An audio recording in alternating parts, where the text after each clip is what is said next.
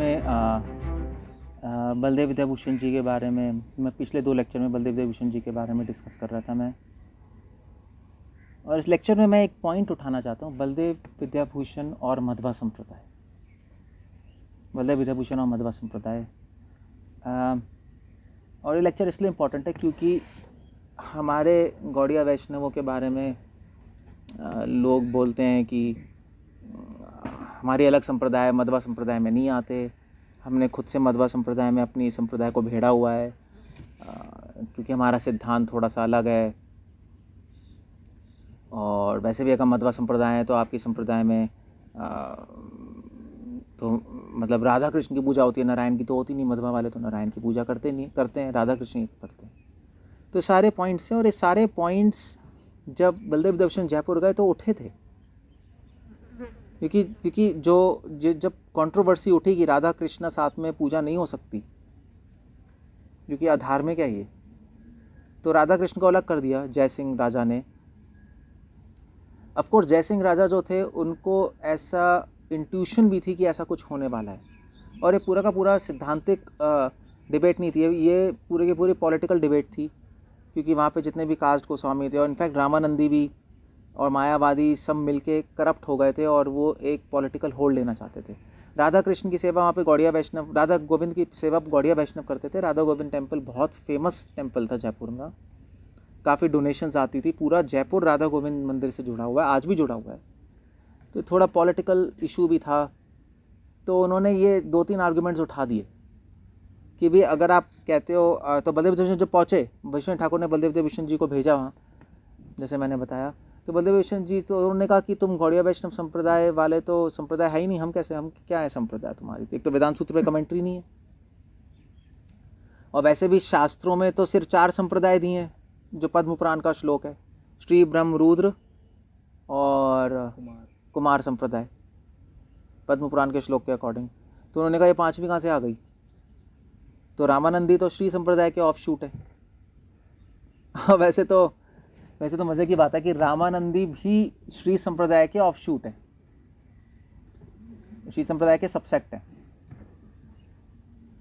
तो अब ये सारे आर्गुमेंट्स उठे, तो बलदेव विद्याभूषण जी ने वेदांत सूत्र पर तो कमेंट्री, तो मैं बता रहा था सॉरी, कि जय सिंह जो थे उनको इंट्यूशन थी कि ऐसा कुछ होने वाला है।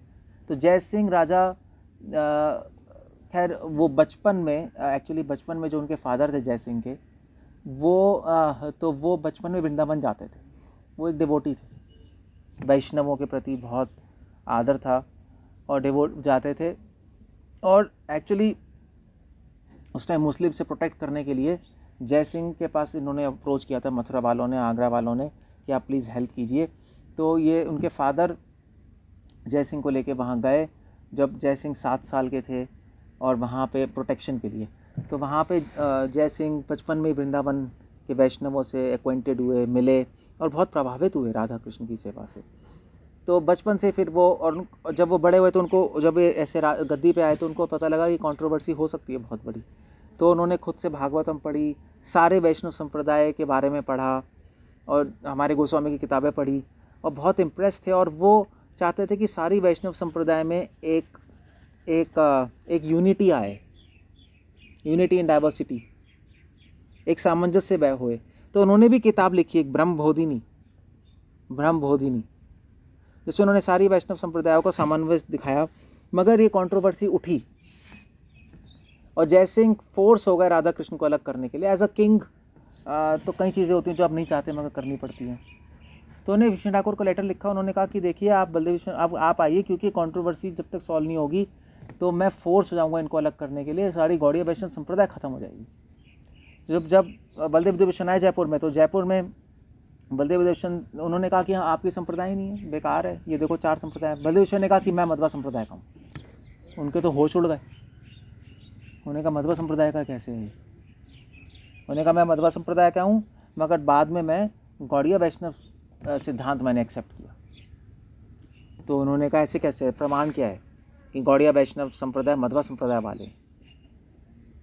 तो तब बलदेव विद्याभूषण जी ने वहाँ पे प्रमाण प्रकट किया कि गौड़िया वैष्णव संप्रदाय मध्वा संप्रदाय है। कवि कर्ण पूर्णदास जी ने अपनी किताब में पूरी गौड़िया वैष्णव संप्रदाय की परंपरा बताई है। जो प्रभुपाद ने गीता में जो पहले कोट किया है वो कबीरकर्ण पूर्णदास जी ने अपनी किताब में लिखा हुआ है कि कृष्ण से ब्रह्मा जी को मिली, ब्रह्मा जी से नारद, नारद मुनि से व्यास थे, व्यास से मध्वाचार्य, फिर उसके बाद तो मध्वाचार्य से पद्मनाभ तीर्थ, नरहरि तीर्थ, ऐसे करके सारे तीर्थ आ रहे हैं। और फिर इनमें लक्ष्मीपति तीर्थ, लक्ष्मीपति तीर्थ से माधवेंद्रपुरी, माधवेंद्रपुरी से ईश्वरपुरी, और फिर ऐसे करके चलता आ रहा है ईश्वरपुरी, चैतन्य महाप्रभु और फिर संप्रदाय।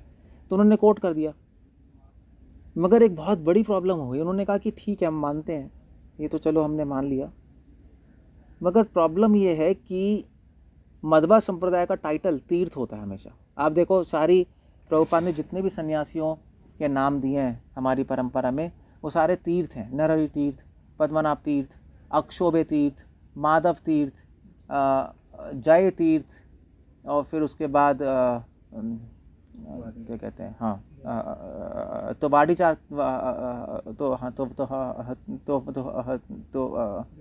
मतलब बाड़ीराज तीर्थ से पहले व्यासा तीर्थ, फिर बाड़ीजार तीर्थ, सारे तीर्थ हैं, तीर्थ टाइटल देते थे मध्वा संप्रदाय वाले। तो ये पूरी कहाँ से आ गया? तो तुम्हारी संप्रदाय में तो लिंक ही नहीं है। और आज भी ये डिबेट मध्वा संप्रदाय में होती है कि पूरी टाइटल कहाँ से आ गया माधवेंद्रपुरी। पूरी टाइटल जनरली मायावादी सन्यासियों का टाइटल है, जनरली वो लोग देते हैं पूरी टाइटल। अब ये कहाँ से हो गया? तो इसके रिबटल में बलदेव विद्याभूषण जी ने बोला वहाँ पर कि उस टाइम इंडिया में पॉलिटिकल सिचुएशन ऐसी थी, उसके लिए आपको थोड़ी सी पॉलिटिकल सिचुएशन समझनी पड़ेगी कि नॉर्थ में सारे मुस्लिम रूल चल रहा था, औरंगज़ेब, मुगल्स। साउथ में आपका हैदराबाद जो एरिया था, तो जो विजयवाड़ा और उसके पास में जो केरला एरिया था वो थोड़ा हिंदू राज्य था। तो वहाँ पे आपके विद्यारण्य तीर्थ और ये लोग थे जिन्होंने इसको हिंदू राज्य रखा था। तो कृष्णा देव राय और उड़ीसा में प्रताप रुद्र। अदरवाइज सब जगह मुस्लिम्स का रूल था। और सबसे पहले प्रॉब्लम ये थी, तो मुस्लिम्स के ऐसे साधु संत वहाँ पे रह ही नहीं पाते थे, वैष्णविज्म ख़त्म हो गया था, वो मार रहे थे वैष्णवों को।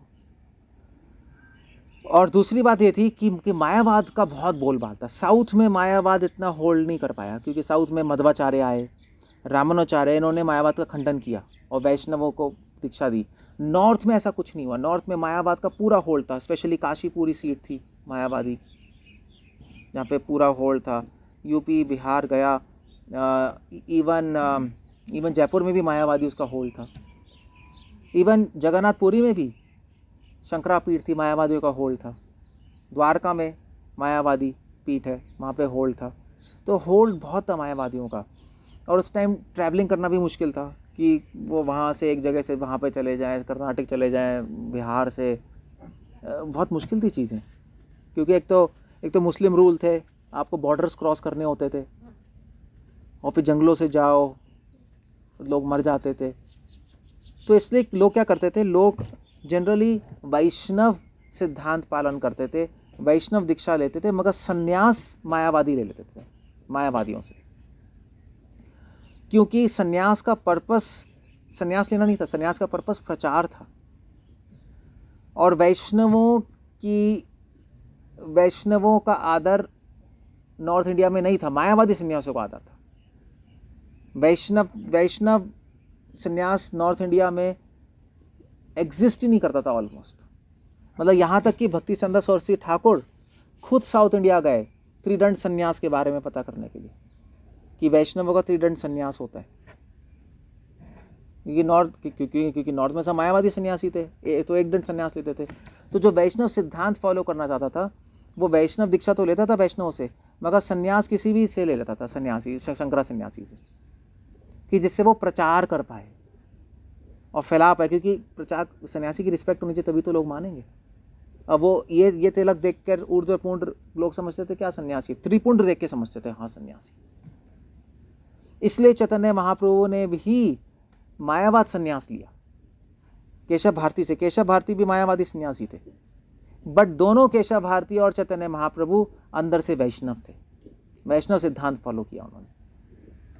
केशव भारती माधवेंद्र पुरी के शिष्य थे और माधवेंद्र पुरी जी भी सेम मायावाद संन्यास लिया था, क्योंकि पुरी टाइटल था उनका मायावादी संन्यास के बाद, मगर दीक्षा उन्होंने वैष्णव दीक्षा ली थी लक्ष्मीपति तीर्थ से, गोपाल मंत्र लिया था उडुपी में।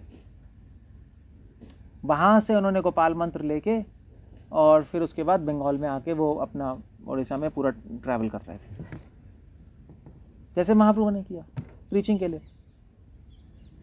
तो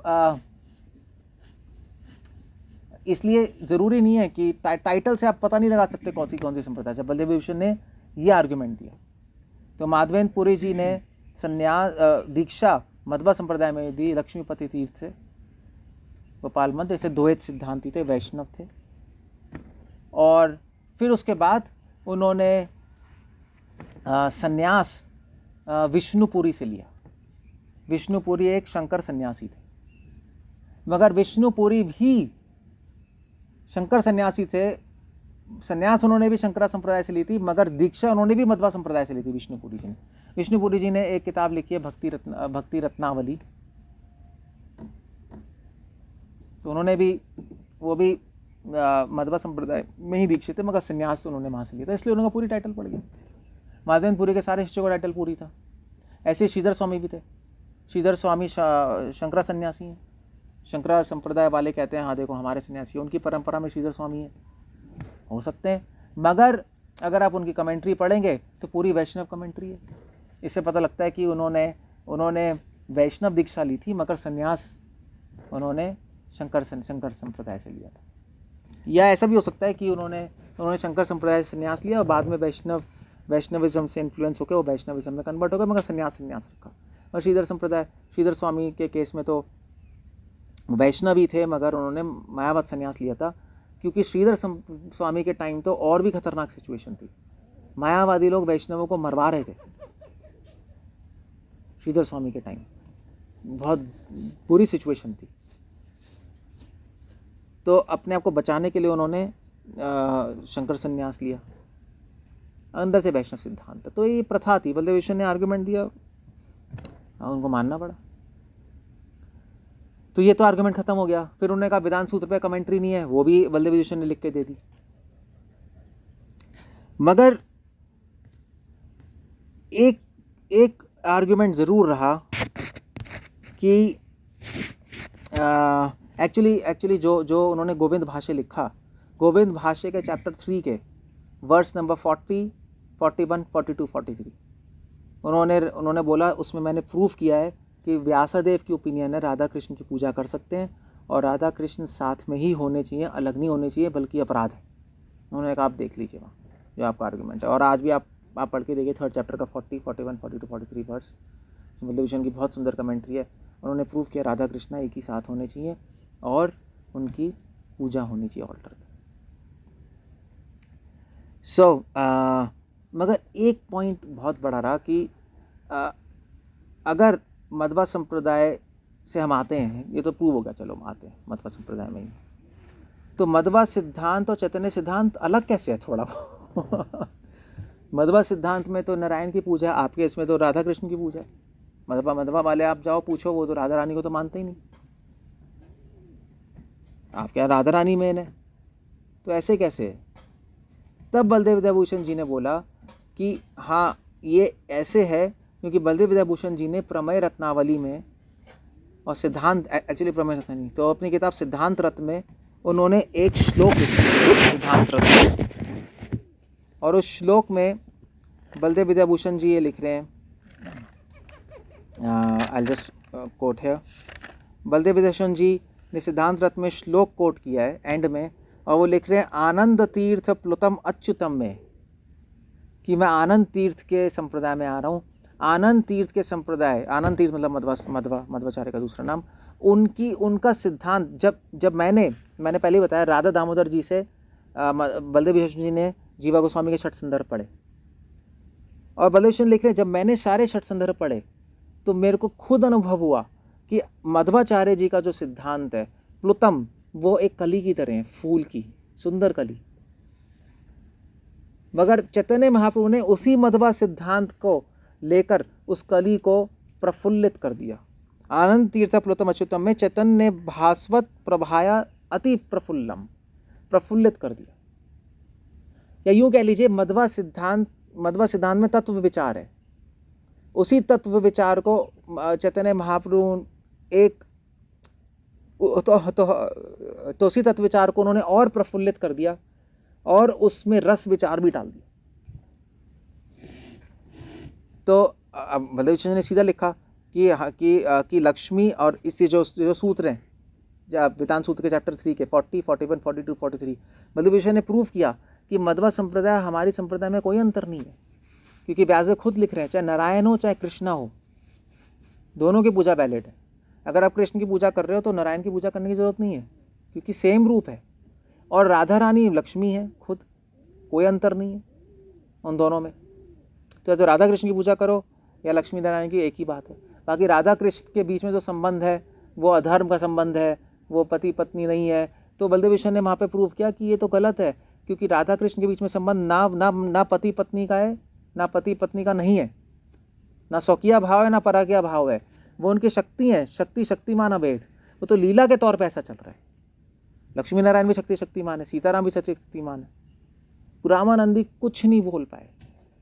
तो बलदेव विद्याभूषण जी ने जब खुद पढ़े छठ संदर्भ तो उनको अनुभूति हुई कि चैतन्य महाप्रभु का सिद्धांत सेम मध्वा सिद्धांत है, और मध्वा सिद्धांत को लेके ही उन्होंने प्रफुल्लित कर दिया उसी सिद्धांत को। महाप्रभु ने उसको मतलब समझ लीजिए उसी सिद्धांत को अपडेट कर दिया, उसको नेक्स्ट लेवल पे ले गए। बेस वही है। इसलिए आप गोविंद भाष्य पढ़ेंगे, गोविंद भाष्य में बलदेव विद्याभूषण जी ने मध्वा सिद्धांत को रखा है, नींव वही है। इसलिए आप देखिए कई स्कॉलर्स आज की डेट में जो बलदेव विद्याभूषण का गोविंद भाष्य पढ़ते हैं, वो कहते हैं कि बलदेव विद्याभूषण गौड़ीय वैष्णव संप्रदाय से डिविएट हो गए थे, तभी उन्होंने गोविंद भाष्य में मध्वा सिद्धांत लिया है, जो कि हमारे आचार्य नहीं लाए हैं, ना जीवा गोस्वामी लाए हैं, ना विष्णु ठाकुर लाए हैं। मध्वा सिद्धांत नहीं लाया उन्होंने, महाप्रभु के सिद्धांत की चर्चा की, क्योंकि उसकी ज़रूरत ही नहीं थी, क्योंकि महाप्रभु के सिद्धांत में मध्वा सिद्धांत अपने आप निहित है, उसका बेस वही है। जो समझते हैं, जो इन्होंने इन दोनों सिद्धांत को पढ़ा है, बाहर से रूप अलग लगेगा, मगर जो सिद्धांत को समझते हैं, उसकी धारा को समझते हैं, उनको समझ आ जाएगा कि एक ही चीज़ है, बस वो ज़्यादा प्रफुल्लित है, ज़्यादा रस विचार है उसमें, इसलिए अंतर लग रहा है और कुछ नहीं है। बलदेव विद्याभूषण को अनुभूति हुई, प्लस बलदेव विद्याभूषण जी को प्रमाण भी मिल गया, उनको अनुभूति हुई कि एक ही चीज़ है, एक ही सिद्धांत है, और उनको प्रमाण भी मिल गया कवि कंठपूर्ण दास का कि हम मध्वा संप्रदाय में ही आ रहे हैं। तो बलदेव विद्याभूषण जी को कोई ग्लानि नहीं हुई इस बात की कि उन्होंने अपना संन्यास, मध्वा संन्यास छोड़कर गौड़ीय वैष्णव सिद्धांत को स्वीकार किया और दोबारा से रीइनिशिएशन ली राधा दामोदर जी से। एक्चुअली उनके माइंड में वो दोबारा इनिशिएशन नहीं ले रहे थे, उनके माइंड में चल रहा था कि मैं उसी मध्वाई संप्रदाय में हूँ, क्योंकि संप्रदाय तो मध्वाई थी, प्रमाण तो मिल ही गया। बस मैं एक और गुरु स्वीकार कर रहा हूँ जो मुझे इस सिद्धांत का या यूँ कह लीजिए अपडेटेड वर्जन, अति प्रफुल्लित वर्जन जो मुझे सिखा सके।